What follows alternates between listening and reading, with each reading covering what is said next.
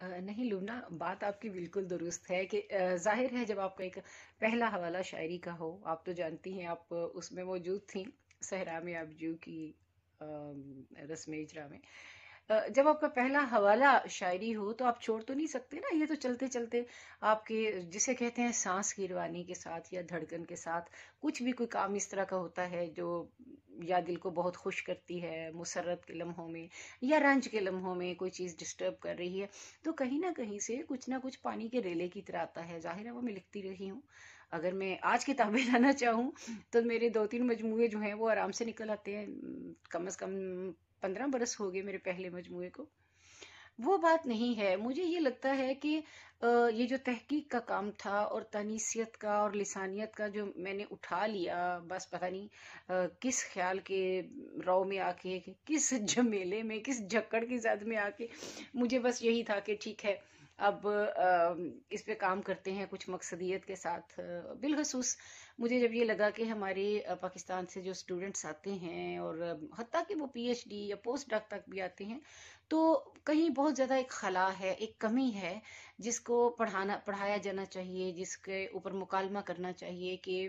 عادت نہیں، لوگوں کو پڑھنے کی عادت نہیں، بالخصوص جب آپ کہیں یورپ کے کسی ملک میں جا رہے ہیں تو یہاں پہ یہ علم ہونا چاہیے کہ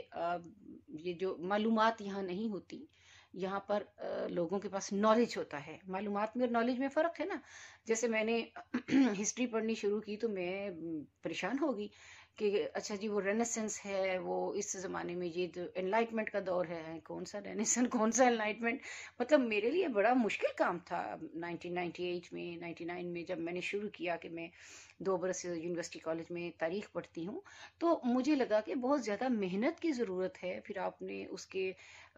ہو کے جانا ہے پورا یورپ کی جو تاریخ ہے، یورپ کی لسانیات کی تاریخ یا اس کے شعر و ادب کی یا اس کا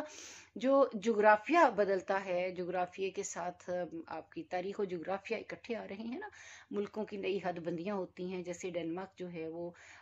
کہاں پہ، ڈنمارک کی نیچے بالکل ناروے بھی، سویڈن بھی، ڈنمارک بھی، فن لینڈ بھی، آئرلینڈ بھی اور گرین لینڈ بھی، تو کہاں پہ جب یہ حصے ہونا شروع ہوتے ہیں، آپ اس کی مثال لے لیجئے نا، جیسے برِ صغیر پاک و ہند ہے، جیسے انڈیا تھا، پھر انڈیا سے بنگلہ دیش، انڈیا سے پاکستان بنا، بنگلہ دیش بنا،